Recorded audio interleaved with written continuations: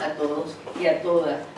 La Asociación de Estudiantes y el Departamento de Filosofía se complace en presentar al doctor Etienne Elmer, catedrático del departamento desde el 2009. El profesor es egresado de la Sorbona París I, ¿no? Sus especialidades están en filosofía antigua y filosofía de la fotografía. Voy a leer todo el currículo porque si no, no da conferencia, simplemente voy a mencionar. Si no, me han dado un currículo tan largo que no habría conferencia. Simplemente voy a mencionar los títulos de los últimos libros y aún así tengo suficiente. En los libros de los últimos, publicaciones de los últimos años del profesor, tengo 2016, estoy traduciendo porque el francés mío no es muy bueno, Riqueza y Pobreza en casa de los filósofos antiguos, ese es del 2016, de los filósofos de la antigüedad. 2015, El último de los hombres, Figuras del mendicante en Grecia antigua, me corrige las traducciones erróneas. 2014, Diógenes y los cínicos sobre la libertad y la vida simple. 2013, Epicuro y la economía del bonheur, ¿cómo se traduce? De la felicidad.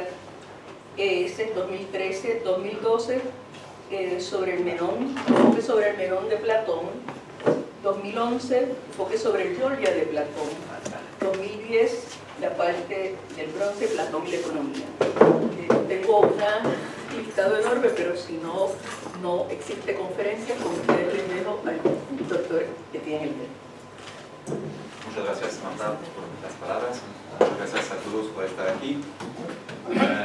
La conferencia de hoy sale un poco de mi área usual de investigación.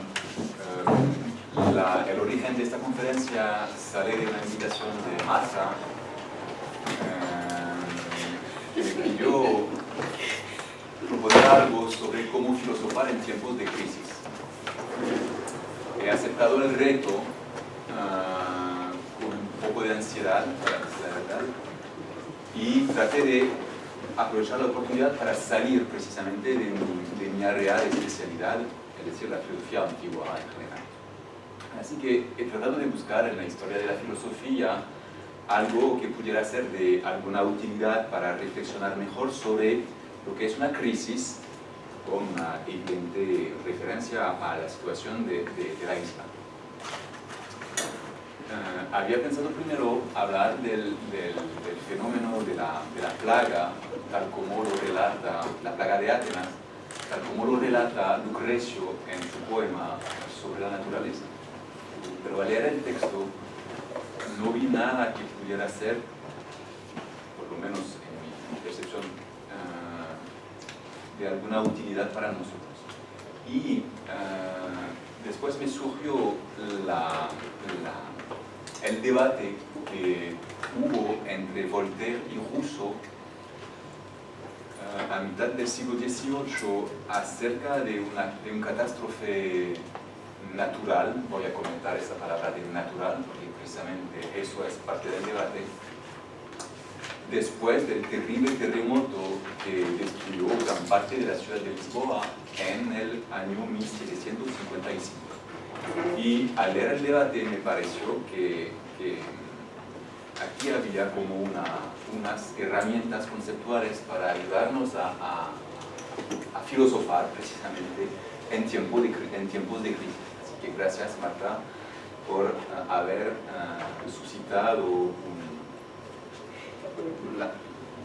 por haberme dado la oportunidad de cambiar mis lecturas y tratar de pensar de otra manera. Primero quiero, a modo de introducción, antes de dar los datos de lo que sucedió en Lisboa el 1 de noviembre de 1755, quiero primero decir algunas palabras sobre la relación entre crisis y filosofía. La palabra crisis se entiende primero, creo, en el sentido de catástrofe, es decir, de catástrofe o de transformación importante cambio tan importante que las reglas habituales del pensar o de la percepción se ven afectadas. Y por cierto, la crisis es la mejor oportunidad para filosofar. Por ejemplo, y eso se nota a lo largo de la historia de la filosofía occidental. Dos ejemplos. El primer ejemplo lo tomo de Platón. La gran crisis de la ciudad ateniense en la segunda mitad del siglo V, con la cual termina con la guerra del Peloponeso y hasta la condena a la pena de muerte de Sócrates, evidencia una gran crisis de las instituciones políticas de su tiempo. Y eso le da a Platón la oportunidad de pensar a fondo, con bases nuevas, lo que sería una filosofía política adecuada. Mi segundo ejemplo es mucho más reciente. Tiene que ver con la mirada que hace el filósofo Husserl hacia las ciencias de su época. Y según Husserl, hubo una crisis de las ciencias, no en términos de cientificidad ni de resultados. Sabe muy bien Husserl en la segunda mitad del siglo XIX y a principios del siglo XX que las ciencias han alcanzado un alto nivel de resultados y de competencia. Lo que le preocupa a Husserl es más bien qué hacemos de esas ciencias para enfrentar las grandes preocupaciones del ser humano. Y aquí Husserl habla de crisis. Las ciencias nos dan resultados, pero estos resultados no sirven para nada si no nos ayudan para preguntar, cuestionar las dimensiones fundamentales del ser humano. Así que tenemos varios ejemplos, solo doy dos, de que una situación de crisis propicia la misma reflexión filosófica. Pero crisis tiene otro sentido. Crisis viene de la palabra griego krinein. Krinein significa juzgar.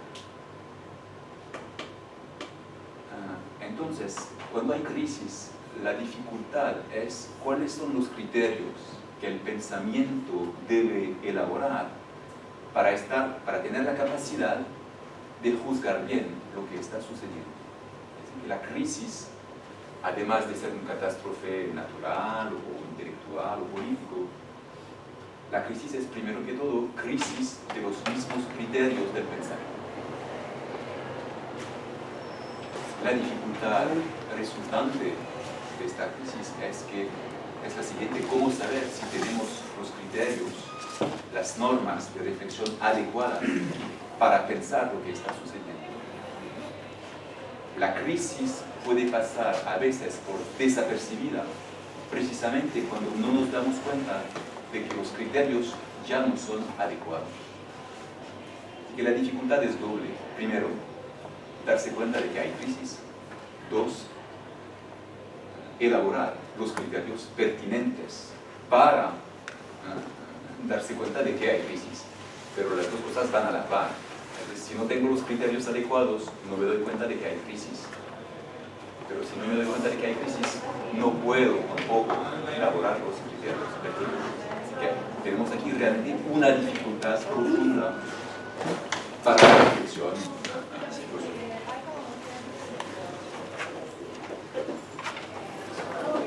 La ausencia.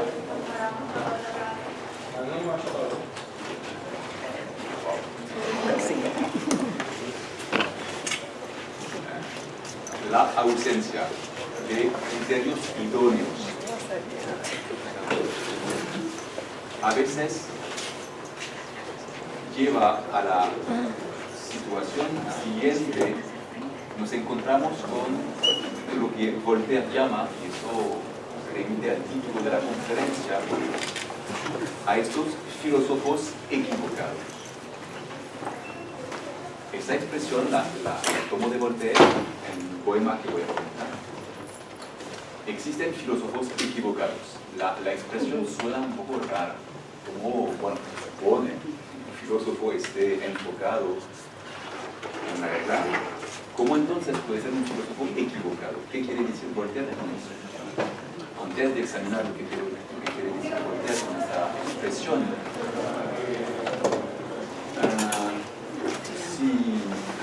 si sigo las consecuencias de lo que estoy diciendo sobre cómo encontrar los criterios idóneos para pensar una crisis, podemos observar en la historia de la filosofía posibles filósofos equivocados. Por ejemplo, Heidegger. Se discute muchísimo los motivos para que Heidegger se vuelve miembro del partido nazi en los años 30, pero para todos creo que eso es una clara equivocación del sentido de la historia, acerca del sentido de la orientación de la historia. Y además los prejuicios raciales que están detrás de esa membresía de Heidegger ponen en cuestión la relevancia de la filosofía en tiempo de crisis. Así que Heidegger se equivocó completamente sobre lo que era oportuno hacer en aquel momento. Otro ejemplo de un posible filósofo equivocado acerca de lo que había que hacer, el mismo Platón.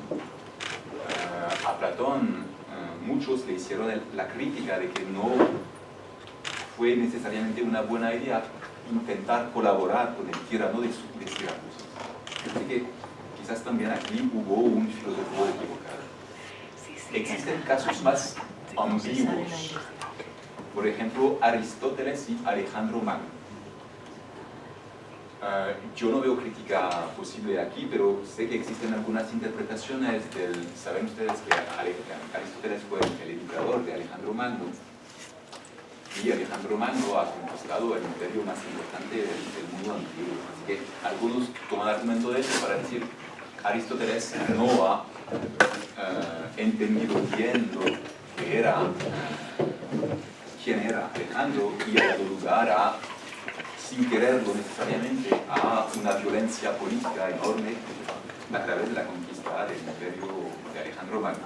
Yo no comparto esa conclusión, pero la menciono porque puede ser entendida como una equivocación de otro filósofo. Así que volvemos a la pregunta: ¿cómo elaborar las herramientas conceptuales adecuadas para pensar una crisis, para pensar en tiempos de crisis? ¿Cómo seguir siendo crítico en tiempo de crisis? Los tiempos de crisis siendo precisamente aquellos que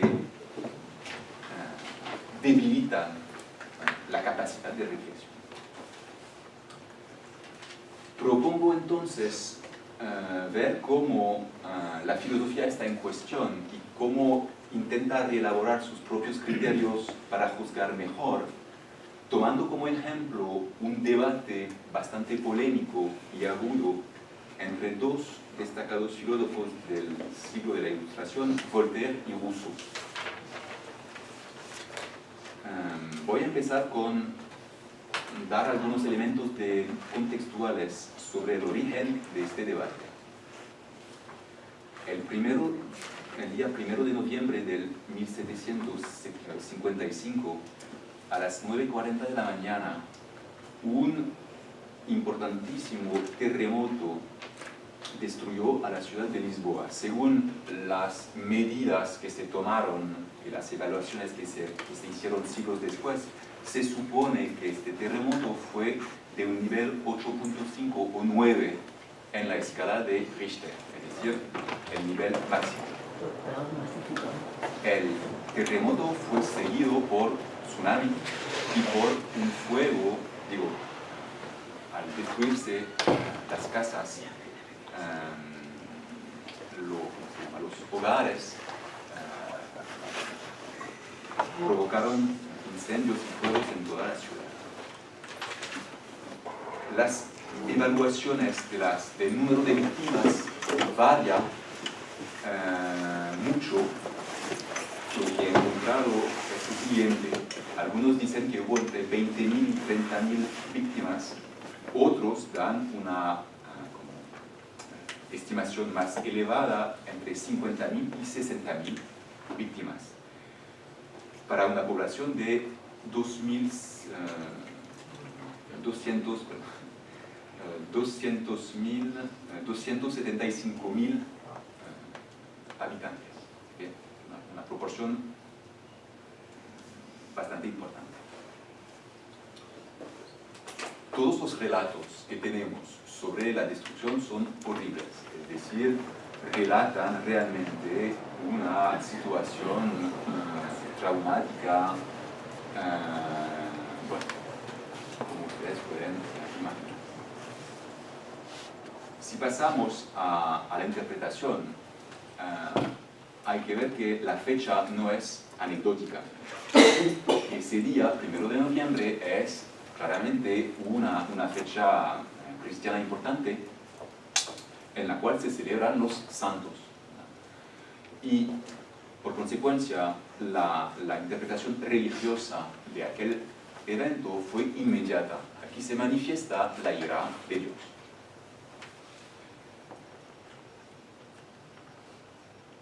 Aprovechan Voltaire y Rousseau esa interpretación, este fenómeno, para empezar a dar una interpretación acerca del mal. ¿Cómo fue posible un evento tan terrible? ¿Cómo dar cuenta de la presencia del mal en el universo? Y este debate es bastante conocido, en particular ha sido bastante estudiado respecto a la noción de providencia y respecto a la consecuencia, a las causas, perdón, del terremoto. Voy a tener que hablar de esto, pero también voy a hablar de algo menos estudiado, creo, por lo que he visto, es decir, que no solo este debate entre Voltaire y Rousseau será un debate sobre la providencia, sino que puede ser entendido también como un conflicto epistemológico sobre la distribución de las distintas áreas del saber para entender un fenómeno humano. Lo que quiero destacar o evidenciar, si puedo, no es solo que Rousseau va en contra de lo que dice Voltaire, sino que adopta, y eso me parece más importante, adopta una posición epistemológica nueva ante la cuestión del catástrofe. Rousseau no se contenta con oponerse a una teoría existente para decir que sí él tiene la verdad, sino que transforma la relación entre distintas áreas del saber para pensar mejor lo que está sucediendo. Los saberes en cuestión son la teología, la metafísica, las ciencias y la política. Es decir, para resumir lo que voy a decir, tenemos a un Voltaire que claramente va a analizar el fenómeno del terremoto y la destrucción de la ciudad de Lisboa a partir de un acercamiento meramente religioso y metafísico. Rousseau le va a contestar con argumentos en contra de lo que dice Voltaire, pero sobre todo con un movimiento de apertura del debate a otras áreas de la ciencia. Y eso me parece lo más relevante de lo que está sucediendo cuando se trata de pensar en tiempos de crisis. Empiezo con Voltaire. En el año 1756, Voltaire escribe un poema titulado Poema sobre el desastre de Lisboa. Bueno, estuvo bastante evocado. El acercamiento de Voltaire es moral, teológico, o religioso y metafísico.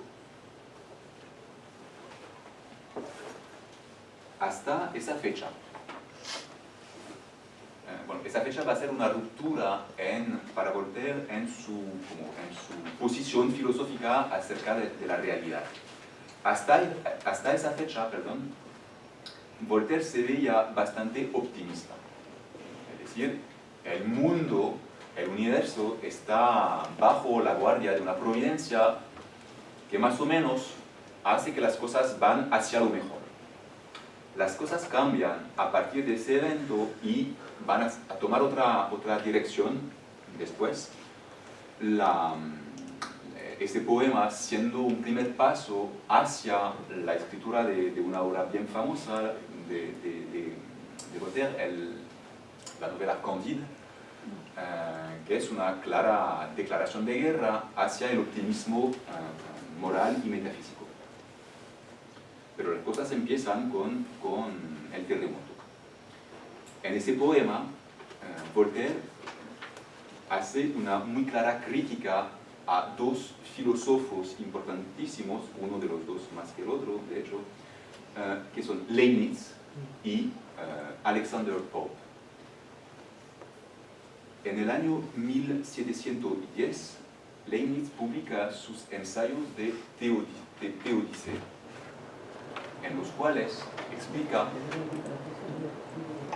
no soy experto en Leibniz, pero si entendí bien, explica que el mundo en el cual vivimos es el mejor de los mundos posibles, que no es el mejor mundo en sí, pero en la computación que Dios hace de las posibilidades de mundos, aquel en el cual vivimos es el mejor.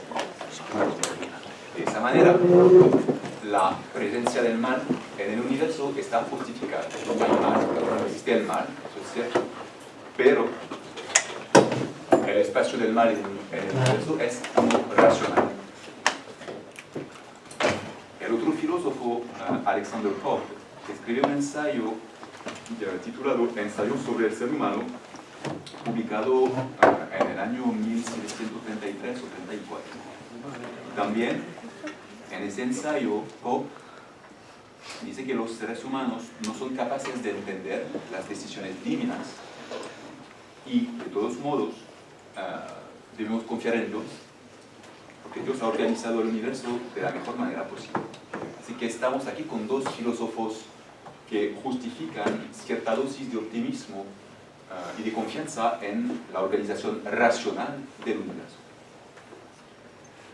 Al ver lo que está sucediendo con el terremoto, Voltaire dice, o parece concluir, que es imposible conciliar la teoría del mejor de los mundos posibles con, primero,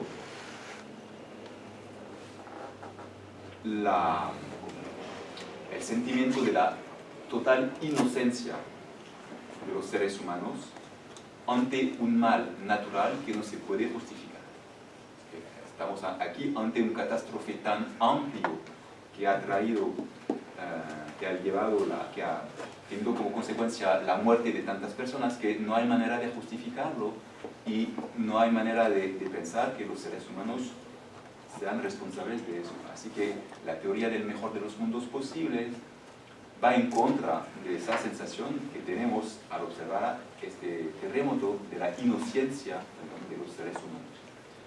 Dos, la teoría del mejor de los mundos posibles parece ser incompatible también para Voltaire con la bondad divina. Aquí tenemos un conflicto metafísico y teológico bien serio. Voy a repasar las distintas etapas de la reflexión o del argumento, reflexión mejor que argumento, de Voltaire. Voltaire empieza acusando a Leibniz de ser incapaz de pensar el catástrofe. Dice que los conceptos del mismo Leibniz en su poema, Voltaire dice en su poema que los conceptos de Leibniz son totalmente inadecuados para pensar la crisis. El error principal, según Voltaire, se nota en el desfase que hay entre la teoría del todo está bien y, por el otro lado, el sufrimiento que no puede ser justificado que se observa en el terremoto. Y aquí voy a citar el texto en francés, propondré una breve traducción, pero quiero citar este fragmento precisamente porque justifica el título de la ponencia. Y empieza así. Philosophes trompés, filósofos equivocados. Philosophes trompés qui criaient, tout est bien. Filósofos equivocados que están gritando, todo está bien. Vengan, observen esas ruinas horribles, etcétera, esas mujeres, niños, ¿cómo se dice?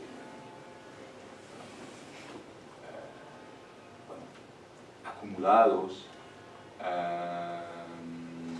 caídos debajo del mármol, con estos miembros apartados, etcétera. Bueno, una descripción bastante horrible.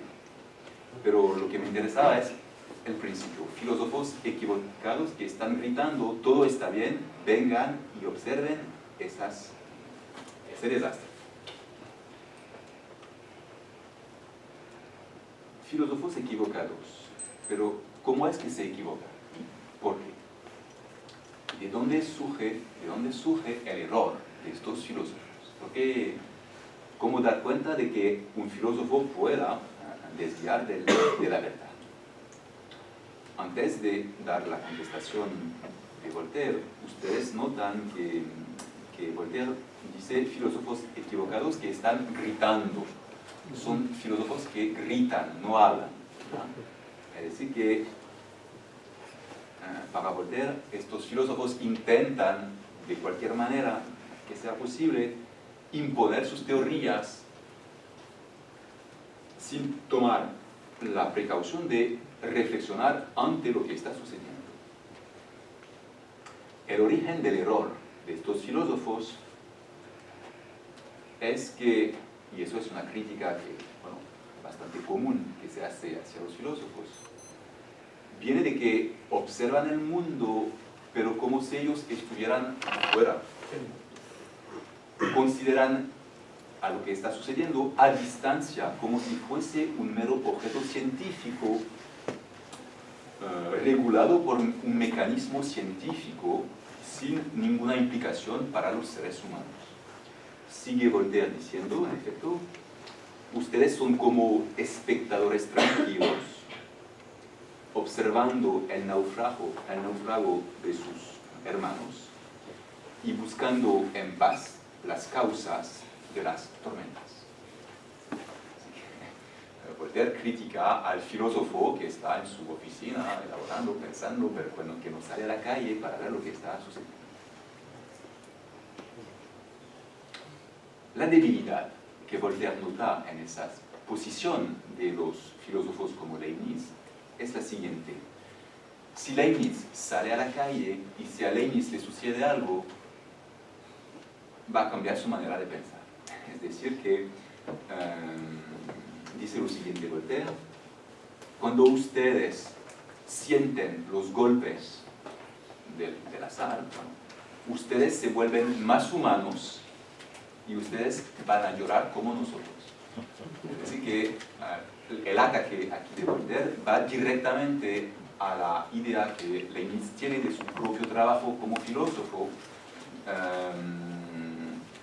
Y Voltaire acusa a Leibniz de no relacionar su trabajo conceptual con la experiencia misma de la vida. Ese desfase que nota Voltaire le parece ser un argumento decisivo para decir que la teoría de Leibniz es totalmente vana y caduca.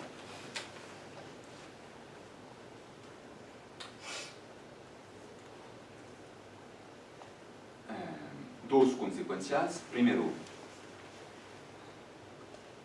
ante elegir la verdad de una filosofía y justificar los gritos y las lágrimas de una población inocente, Voltaire escoge las lágrimas.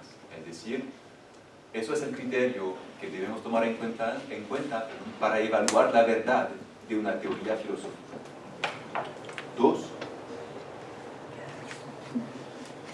no se puede cuestionar el valor de esta experiencia horrible. Dos, hay aquí una primera fuente o una primera huella de lo que la modernidad va a llamar el intelectual. Es decir, que aquí Voltaire aparece como el portavoz de un sentimiento colectivo de lo cual él mismo es miembro. Se aleja entonces de la postura del filósofo teórico que vive en su torre de marfil sin entender nada de la experiencia humana.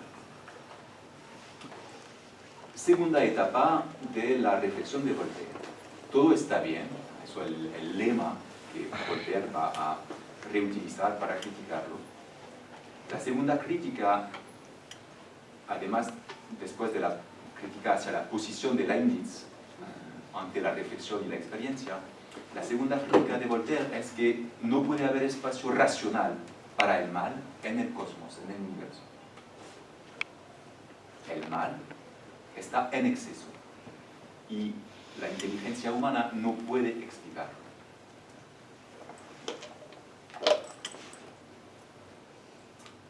Aquellos como Voltaire, como Leibniz, que intentan dar cuenta de la racionalidad del mal en general, no el mal particular, pero el mal en general, en la economía del universo, hablan, y ahora cito a Voltaire, un horrible langage, un lenguaje horrible. Intentar racionalizar la presencia del mal en el universo es hablar un idioma bárbaro. Y ustedes notan que aquí Voltaire no habla en términos de verdad y falsedad, y que no está diciendo que Leibniz está hablando falso, sino que habla de una manera que no se puede aceptar, precisamente por motivos morales, ante el sufrimiento que experimentan los portugueses. Ante o en contra del criterio de la falsedad y de la verdad, Voltaire propone otro criterio para medir el valor de una teoría, el corazón. Cito de nuevo, con una tentativa de traducción. Ustedes están gritando, todo está bien, de una voz lamentable, pero el universo va en contra de lo que ustedes están diciendo, y su propio corazón más de 100 veces ha refutado el error de su espíritu, de su mente. Así que Leibniz habla en contra de su propio corazón, y entonces ha como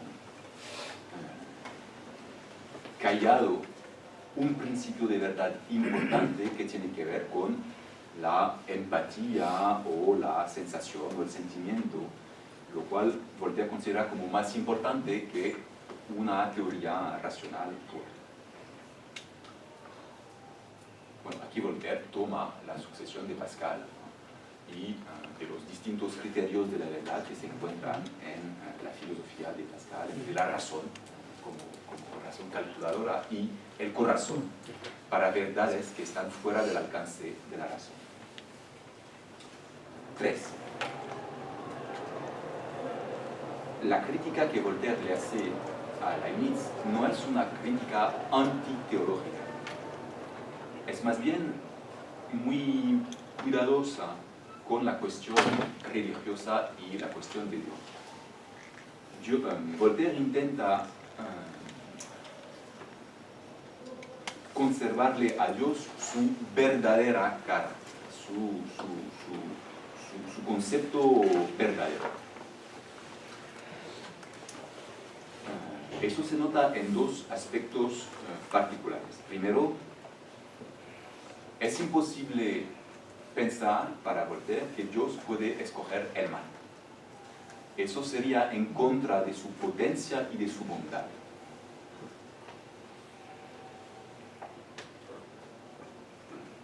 Bueno, eso se inserta en debates teológicos desde el mundo antiguo. 2. Voltaire también, y aquí se nota un poco su carácter, un poco del pasado, un poco, eso lo comentaré un poco después, pero Voltaire critica a aquellos que intentan proponer un acercamiento meramente científico del terremoto. Los causas y efectos. Y eso lo va a hacer Kant después de, como 20 años después de Voltaire. Lo que está diciendo Voltaire, Kant va a preocuparse del terremoto buscando la causalidad meramente mecánica del fenómeno. Y Voltaire va en contra un poco de esa tendencia, diciendo que es imposible pensar que Dios sea subordinado a una necesidad física y científica. Es decir, que es totalmente vano e inútil buscar una explicación científica del fenómeno del terremoto, porque Dios está encima de esto. Y esto implica que para Voltaire no se puede examinar el asunto fuera de la cuestión del examen metafísico religioso de Dios. Así que Voltaire limita realmente su acercamiento al fenómeno. Voltaire admite la existencia eterna del asunto del mal y sabe muy bien que todas las sociedades intentaron buscar una solución a esa dificultad. Pero la conclusión de Voltaire es que es imposible que el mal tenga un espacio racional en la economía moral del universo. Entonces, ¿cuál es la solución de Voltaire al final de su poema? Voltaire llega a la siguiente conclusión. El mal es necesario por experiencia, pero ignoramos todo de su principio. El principio del mal no es a nuestro alcance.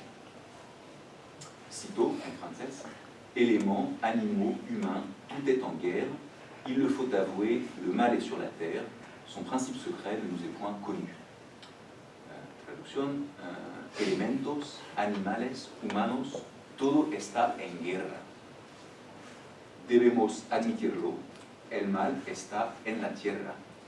Su principio secreto no lo podemos conocer. Y termina casi en este momento el poema. El mal no tiene ninguna razón de ser, pero sí es. Y Voltaire llega a este punto y acaba. La consecuencia o el corolario de esto es que el mal no puede ser atribuido a Dios.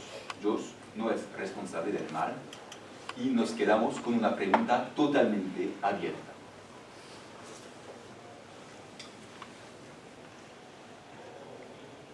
La modernidad de Voltaire aquí se nota en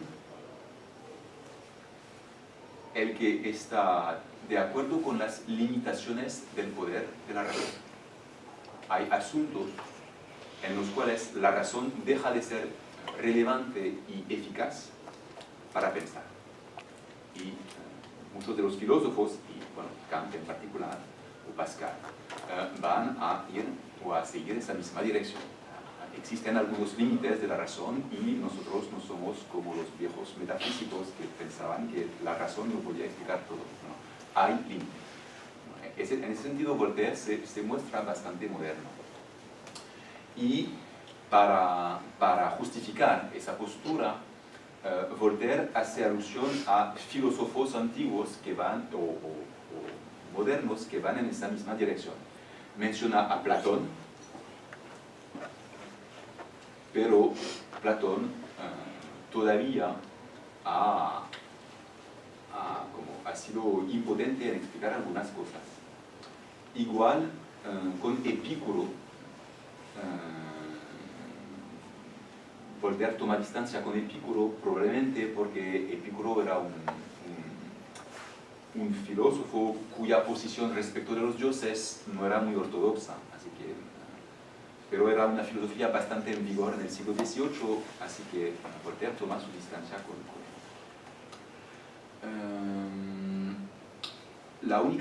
El único aliado que menciona explícitamente Voltaire en su poema es Pierre Bell. Pierre Bell fue un filósofo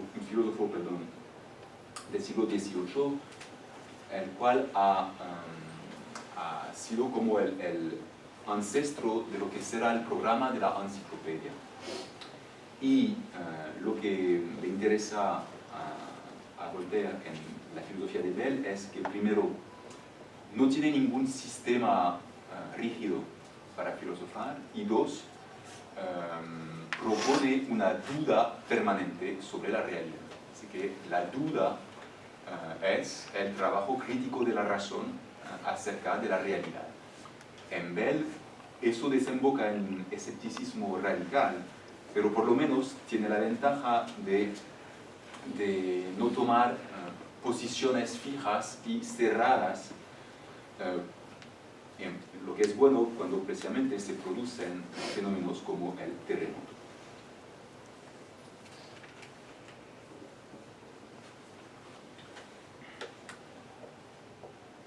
Para concluir con Voltaire, frente a la teodicea de Leibniz, la cual era una teodicea racional, el mal es parte del universo, propone Voltaire otra forma de teodicea, es decir, una teodicea por ignorancia. Está el mal, no podemos dar cuenta del mal y Dios no es responsable. Así que rescata a Dios, pero de otra manera que el mismo Leibniz. ¿Qué podemos hacer entonces para Voltaire? Lo que nos queda es la esperanza. Eso es la última palabra del poema. A modo de moraleja, al final de su poema, Voltaire hace alusión a un cuento dentro del poema. Alguien le dice a Dios que no tiene defectos, errores ni arrepentimientos, y Voltaire añade: lo que también Dios no tiene es la esperanza. Dios es perfecto, probablemente, y la diferencia importante entre el ser humano y Dios es la esperanza. Estamos ante el terremoto. El mal no tiene espacio racional en el universo. Dios no es responsable del mal. Es bueno, por supuesto. Lo único que le queda al ser humano es esperar. Y el poema termina aquí. Así que esa esperanza no sabemos muy bien cómo Voltaire la presenta. ¿Es la esperanza la señal de un posible optimismo o es al contrario la señal de la falla y deficiencia total del ser humano ante lo que está sucediendo? Son posibles varias interpretaciones. Bueno, Voltaire acusa a los demás filósofos de ser filósofos equivocados. Me gustaría enseñar con Rousseau ahora que el mismo Voltaire quizás puede ser visto también como un filósofo equivocado. No porque lo que él dice es falso, sino porque su postura epistemológica acerca del terremoto puede ser debatida o criticada. Rousseau le va a contestar a Voltaire en dos cartas. La primera carta es la siguiente: lettre à Monsieur de Voltaire sur ses deux poèmes sur la loi naturelle et sur le désastre de Lisbonne. Carta al señor de Voltaire acerca de sus dos poemas. Uno, poema sobre la ley natural, es otro poema que escribió Voltaire acerca del desastre de Lisboa, pero no lo he citado, y acerca del poema sobre el desastre de Lisboa. La carta de Rousseau se conoce también bajo el título de Carta sobre la Providencia, y es también del año 1756. Es una carta maravillosa. Bueno, no solo por sus aspectos literarios, sino también por la fuerza de sus críticas hacia Voltaire.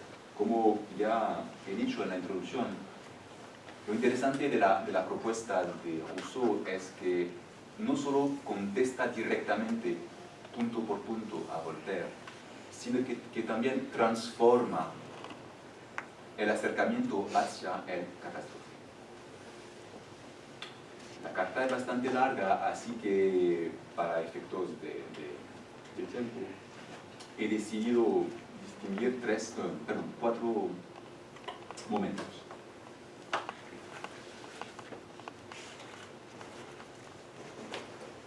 primer momento, Rousseau intenta destacar las contradicciones de Voltaire en su propia carta. Voltaire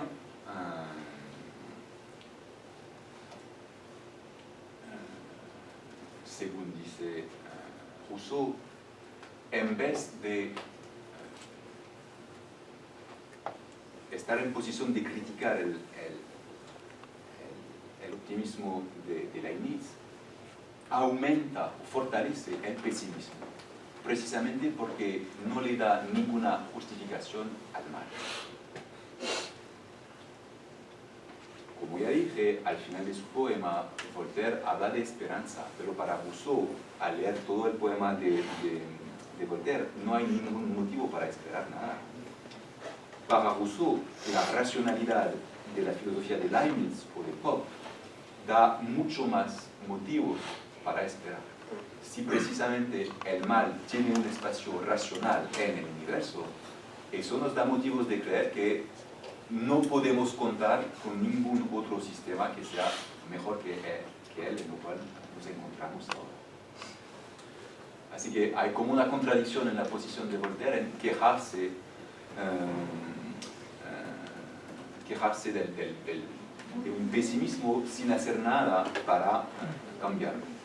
Y sin ver que los mismos argumentos de Leibniz ayudan a superar ese pesimismo. Además, otra contradicción de Voltaire, si el mal no tiene ninguna justificación posible, es un ataque directo a la supuesta bondad divina. Voltaire decía que no se podía criticar la bondad divina, pero si no tiene explicación para justificar el mal, pues, ¿cómo hacemos para seguir diciendo que Dios es conceptualmente o por definición bueno? Así que Rousseau, con su aguda lectura del poema, se enfoca en posibles contradicciones en la posición de Voltaire. 2. Lo que voy a decir ahora probablemente es uno de los aspectos más relevantes y oportunos para nosotros al momento de pensar la crisis. ¿Por qué? Porque Rousseau va ahora a abrir un espacio de acercamiento al terremoto, a la crisis, que Voltaire no ha visto para nada. Va Rousseau a, para decirlo de manera sencilla, politizar el terremoto. Dice lo siguiente. Es bastante fuerte lo que va a decir Rousseau. Así que al hacer esto, estoy pensando que quizás ustedes podrían hacer la traducción con el huracán, lo que va a decir Rousseau. Prepárense para otra tormenta. Rousseau dice que la fuente del mal moral es, cito, el hombre libre, perfeccionado y por lo tanto corrupto. Eso remite a la teoría filosófica de Rousseau, según la cual, de acuerdo con la cual, el ser humano es bueno por naturaleza, pero al entrar en el estado civil, al abandonar el estado de naturaleza, y empezando con la apropiación y la propiedad, va a corromperse. El mal moral, entonces, produce como consecuencia inevitable el mal físico. Así que ya hay en Rousseau esa idea de que, bueno, si el mal no está en Dios, si no lo podemos explicar con Dios, bueno, debemos buscar otra opción para explicarlo de manera racional.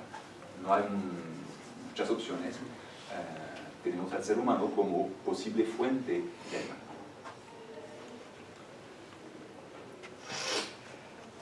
La razón de ser de esta aceleración es la siguiente. Rousseau va a apartar el mecanismo natural del terremoto, habla de las leyes naturales, que, bueno, que en aquella época la física ya estaba bastante desarrollada, que se sabe muchas cosas sobre estos fenómenos naturales.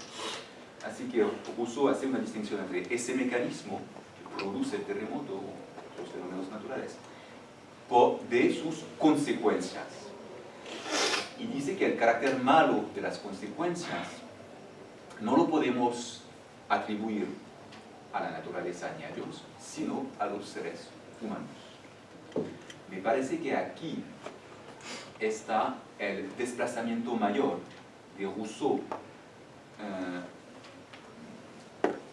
en cuanto al acercamiento que Voltaire había propuesto del terremoto, y aquí también está la crítica mayor de Rousseau hacia Voltaire. Y aquí está lo que dice Rousseau. Primero, las casas sólidas provocan más desastres cuando caen que habitaciones livianas.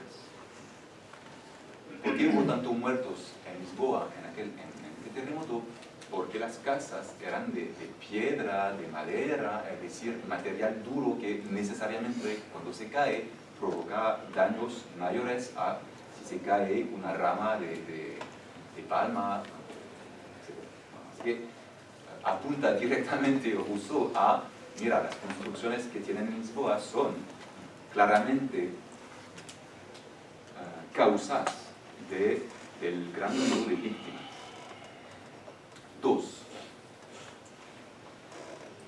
Una crítica más moral.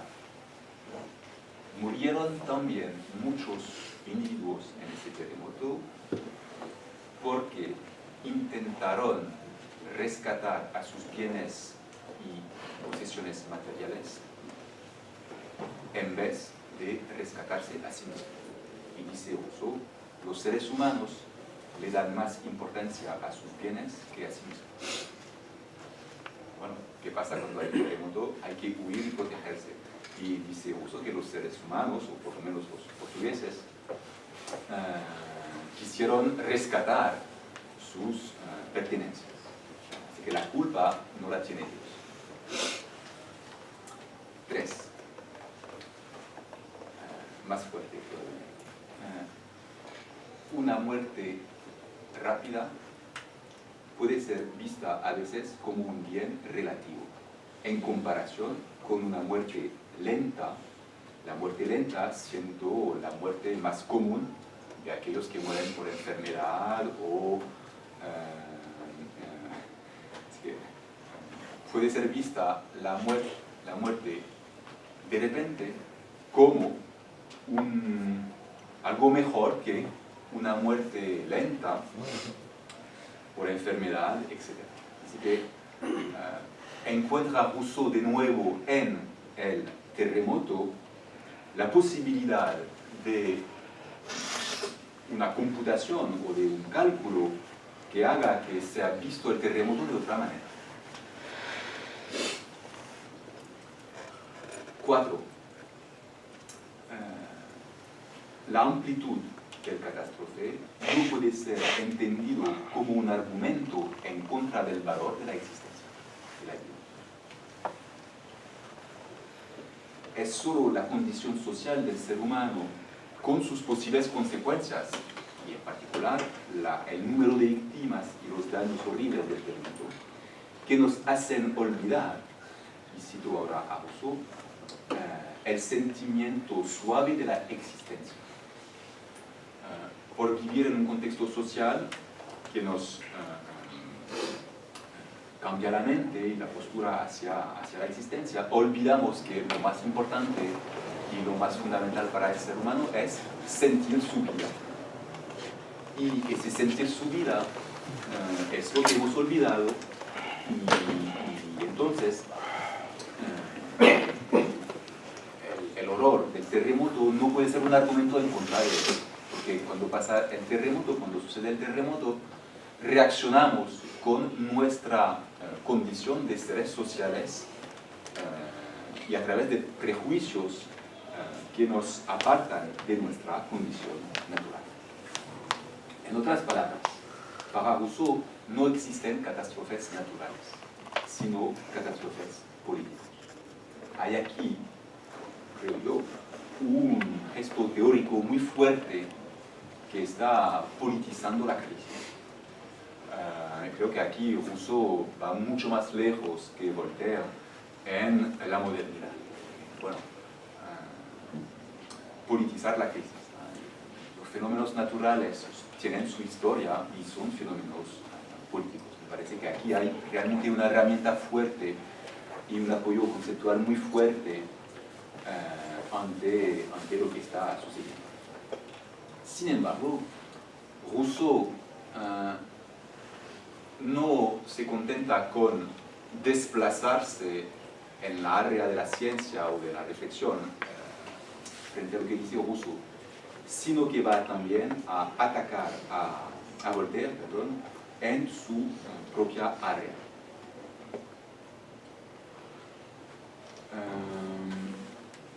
Es decir, que Rousseau va a volver a la metafísica, no abandona la metafísica. Y lo hace, yo diría, de dos maneras. Vuelve a la teología y la metafísica pura, como hacía Voltaire, en primer lugar. Uno podría preguntar, pero entonces, ¿por qué Rousseau de nuevo vuelve a ese tema? ¿Por qué después de haber politizado el catástrofe, el terremoto, por qué no abandona la cuestión religiosa? Yo tengo dos hipótesis. En primer lugar, creo que es imposible no hablar del tema. ¿Por qué? Porque la religión, para cualquier ser creyente, Dios es un ser todopoderoso y bueno, y entonces la cuestión del mal es una cuestión fundamental e inevitable. Sabemos, por ejemplo, que en el siglo XX el filósofo Hans Jonas escribió un famoso libro, El concepto de Dios, después de Auschwitz, y intentó hacer compatible otro catástrofe político con el mismo concepto de Dios. Y se inventa un Dios, bueno, tiene argumentos, pero se inventa un Dios con un poder limitado. Nos ayuda a conceptualizar algo que hasta ahora no había sido muy definido como tal en la filosofía occidental. Así que esa es la primera razón. La segunda razón es una mucho más general, es que el fenómeno religioso es un fenómeno antropológico que no se puede apartar sin tomarlo en consideración, y aún más en la misma época de Rousseau.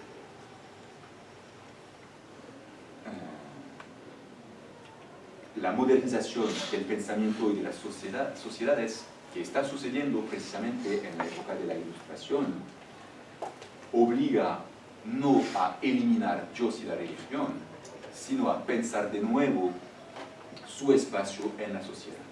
Y eso lo hace Rousseau y no lo hace Voltaire. Entonces, ¿cómo opera la crítica a nivel de la metafísica pura de Rousseau hacia Voltaire? Rousseau critica un punto bien particular del poema de Voltaire sobre este asunto. Voltaire decía o retomaba como un lema la filosofía del todo está bien. Y Rousseau introduce un detalle mínimo pero importante.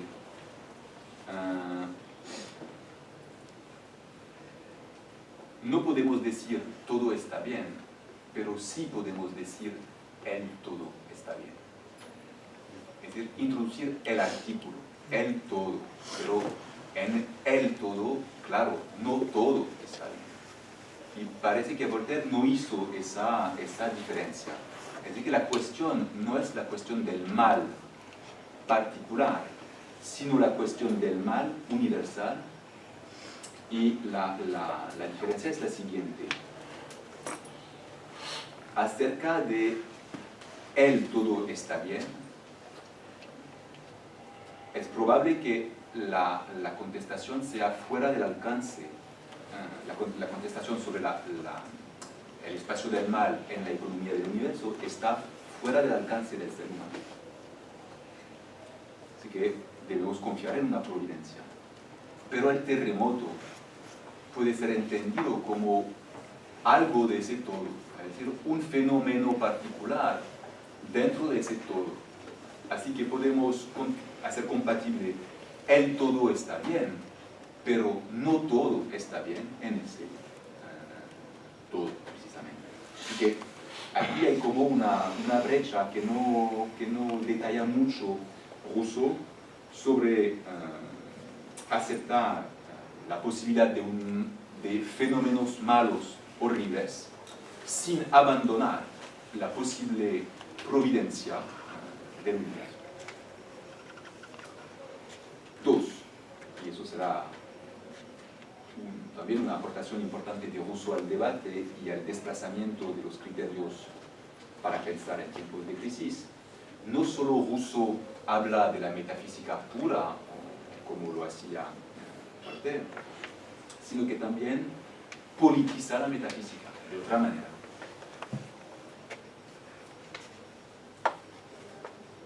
Casi al final de su carta, contestación a Voltaire, Rousseau toma en consideración lo siguiente: es muy difícil, para no decir imposible, que ante un fenómeno tan grave como el terremoto, la gente no busque una contestación a la pregunta del por qué. Así que ese fenómeno es un fenómeno que suscita o resucita la creencia.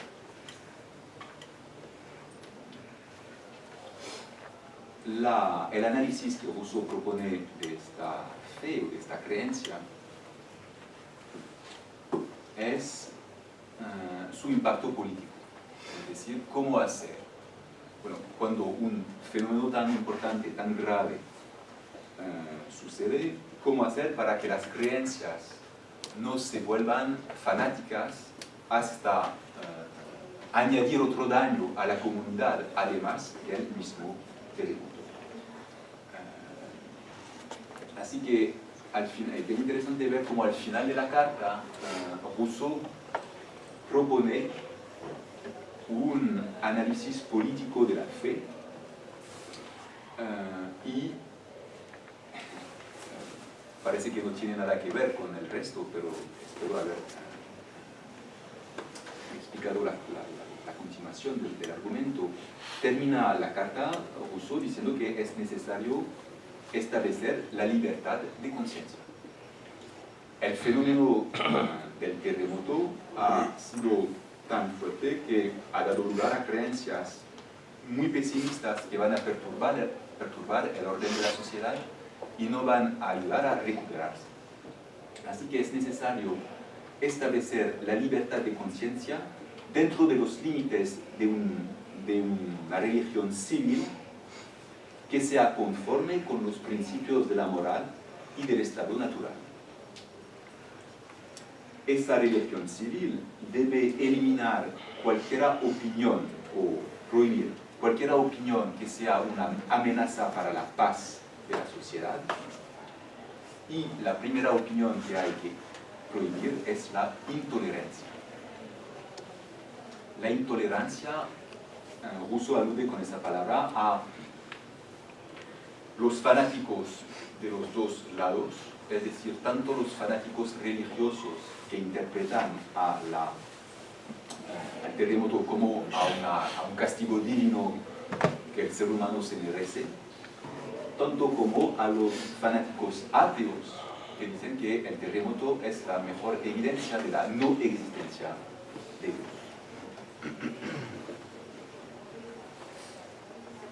La modernidad de Rousseau también se nota aquí. Rousseau propone, dentro de ese marco político delimitado por la prohibición de la intolerancia de la libertad, en términos de libertad de conciencia, se nota por la individualización de las opiniones acerca de la cuestión del origen del catástrofe. Es decir, que ante un Voltaire que está elaborando un marco metafísico para dejar abierta la cuestión de dónde viene ese terremoto, la de solo podemos esperar. Rousseau va un poco más lejos, diciendo que a cada uno le toca preguntarse y tener argumentos y discutir el asunto. Y, si puedo hacer un comentario personal, no veo otra opción, sino la de discutir. Además, claro, de las necesarias implicaciones políticas y económicas para reconstruir, pero no veo otra alternativa sino la de discutir las opiniones que tenemos sobre el porqué, sobre las implicaciones, hasta el punto de que eso no sea una complicación para la totalidad de nosotros. El terremoto ha puesto en crisis una de las instituciones sociales más importantes de aquel tiempo, la religión. Y entonces se trata de pensarla de nuevo para garantizar la paz social, de modo que el catástrofe no sea un nuevo pretexto a supersticiones o a abusos de poder. La conclusión de Rousseau es que cualquier creencia que sea de acuerdo con el sentimiento de un, cito, corazón derecho, es aceptable. Rousseau, igual que Voltaire, admite la necesidad de creer en algo. Pero Rousseau, a diferencia de Voltaire, extiende la gama de las creencias posibles por abrir la razón a distintas áreas del saber, la metafísica, la política, la misma ciencia física, etc.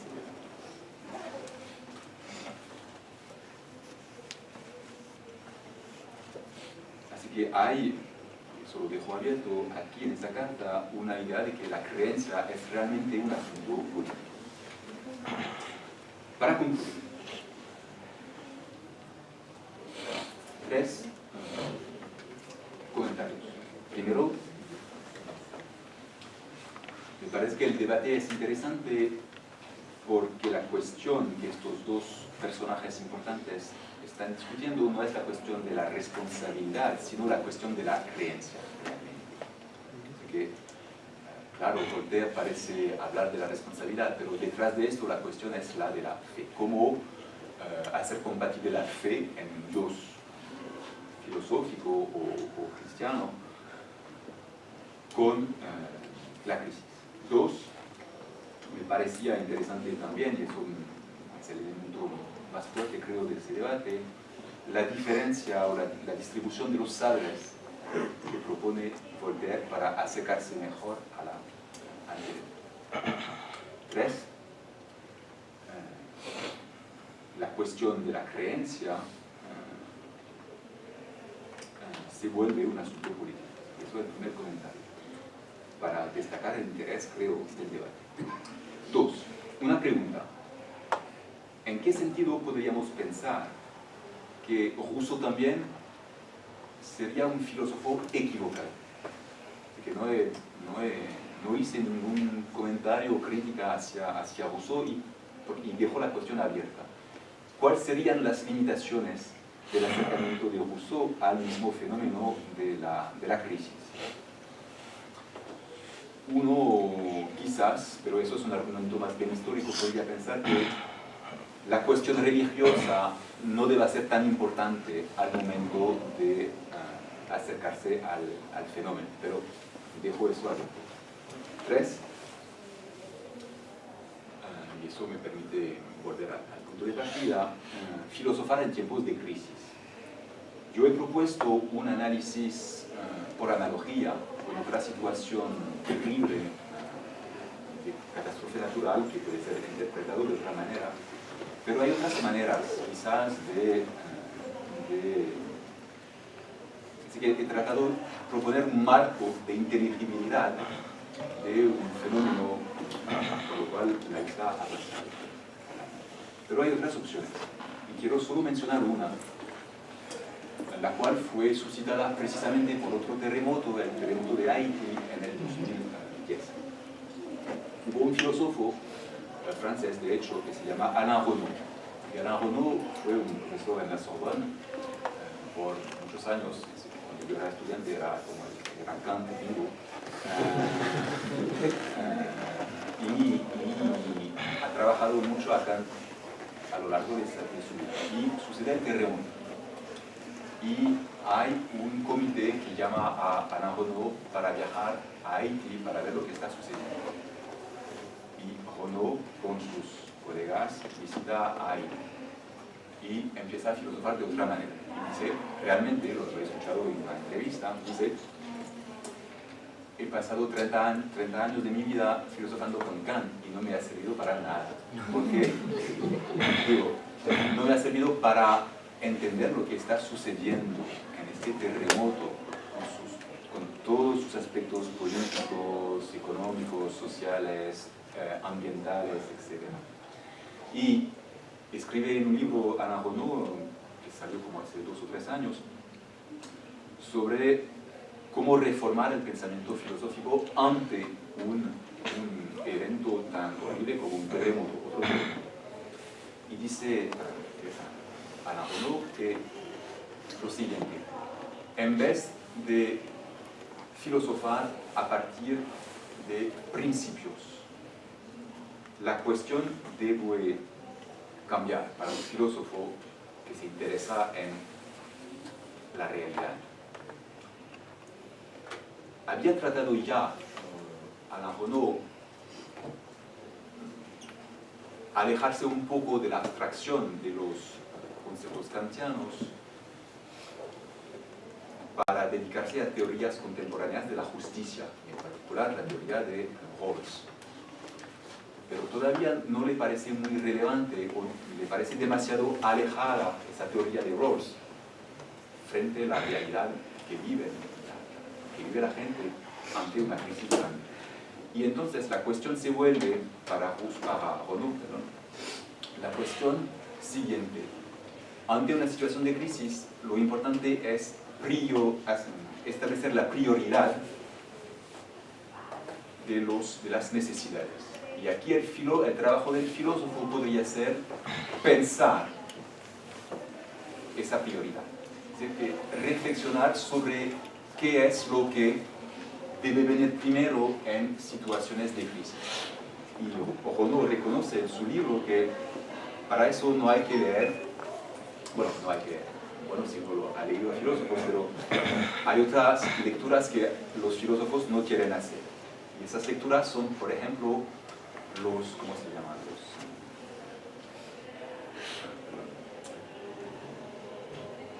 Los documentos que producen las instituciones como Naciones Unidas o organismos humanitarios que hablan del nivel de pobreza en tal país, en tal año, etc. Mirar estas cifras, lo que los filósofos no quieren hacer, para ver cómo se presentan, cómo se mide la pobreza, cómo se mide la necesidad de tener más recursos en tal área o en tal área, cómo eso está pensado y presentado. Y Renaud toma un ejemplo bien sencillo. En general, se habla del nivel de pobreza con un porcentaje mundial. Y dice algo bien sencillo. Por ejemplo, es mucho más eficiente para políticas públicas al momento de atender una crisis pensar en términos comparativos. En este país, el X% de los niños sufren de malnutrición en comparación con el Y% en otro país. La desmedida aparece de manera obvia. Eso ayuda a priorizar las acciones y las decisiones que se deben tomar. Toma otros ejemplos, Renaud, por ejemplo, en el terremoto de Haití, dice que la gente de Port-au-Prince fue desplazada a un campo. Pero no se consideró, no se contempló el siguiente hecho de que ese campo está muy alejado de la ciudad, de tal modo que no había ningún trabajo para nadie. Así que la gente no podía tener ningún recurso. Así que, de nuevo, alude al que en general, cuando pasa algo tan terrible como esto, la primera reacción de todos es, van a necesitar comida, agua, etcétera, y casas. Eso está muy bien, pero hay otros fenómenos como las relaciones sociales, económicas, que de manera muy rápida vuelven a ser un asunto de prioridad. ¿Cómo es que hacemos la prioridad o establecemos la prioridad entre todas esas necesidades? Pues aquí Renaud plantea el asunto. Así que creo que hay otras maneras de filosofar ante la crisis. Y para concluir, Renaud, no soy discípulo de Renaud, sino que me interesa su acercamiento. Y él ha creado algo que suena interesante para los filósofos, en particular los filósofos de filosofía política. Ha creado un instituto de filosofía política aplicada. Sí, bueno, vamos al terreno, observamos, hacemos un trabajo de investigación, trabajamos con el personal de organizaciones humanitarias y vemos después cómo es que podemos conceptualizar con la gente y no en la biblioteca. Muchas gracias. Así que sí, sería bueno precisar estos puntos. ¿Alguna otra pregunta para el doctor Tauber? ¿Preguntas? Doctor Tauber. Usualmente como ateo militante habría tenido problemas incluso con Voltaire, pero de repente me gusta en el contexto del huracán María el hecho de que ninguno de los dos haya decidido descartar la idea o la necesidad de la creencia o la idea de Dios. Y si pues, me permiten una nueva analogía, quería ver o sea, la relación entre la esperanza en el caso de Voltaire y si viésemos en el mundo secular contemporáneo, pues Dios en el contexto de María sería el capitalismo del desastre, de alguna manera, que ciertamente no le queremos dar responsabilidad del desastre natural, porque el capitalismo no creó el huracán. Sin embargo, se da una relación parecida a ocurrió algo. Este sería el Rousseau, tal vez el Dios de Rousseau con unas limitaciones, el capitalismo no es omnipotente, no lo hace todo. Sin embargo, parecería ser que sí tiene una responsabilidad, de que tenemos que exigir algún tipo de responsabilidad allí donde intensifica la crisis o intensifica el mal o permite que ocurra. O sea, que sería interesante ver si se puede ver esa relación ahí en Rousseau. Sí, gracias por el comentario y la analogía. Creo que Rousseau no descarta la religión porque eso es parte del contexto. Que imposible, digo, eso es una limitación histórico-social y yo la he presentado como a un nivel aún más general. La religión es parte de un fenómeno antropológico. No importa que uno sea ateo o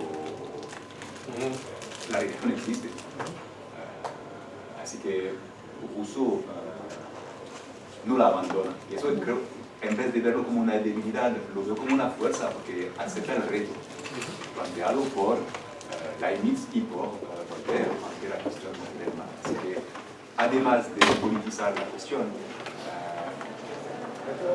al enfrentarse también con esa cuestión metafísica y religiosa, veo a Rousseau como alguien que más abarca y que no quiere perder nada en algún terreno.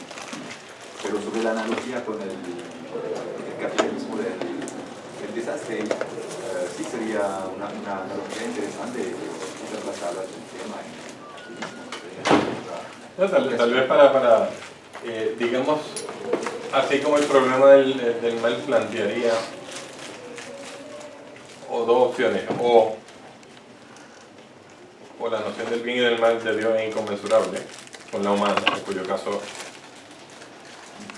la creencia no nos sirve para actuar, es decir, si no podemos saber qué es bueno para Dios, entonces no nos podemos dejar guiar por la divinidad para actuar para el bien y el mal. O Dios no es bueno y permite que el mal, o no es omnipotente y permite que el mal exista. Pues viendo esa analogía con lo del capital y con la noción de Rousseau de que el desastre es político y no natural, pues si en esta analogía Dios es el capital, ciertamente Dios no creó la catástrofe, pero sí no nos permite salir de ella. ¿De qué vale creer en un Dios? ¿De qué vale creer en el capitalismo como sistema si no nos permite precisamente salvaguardar la poli en una situación de crisis? Así que tendríamos que ser ateos, sería un llamado a ser anticapitalista en este contexto, porque es un Dios que no nos sirve para nada. Pedir por la responsabilidad de ¿Alguna otra pregunta para el doctor Etienne?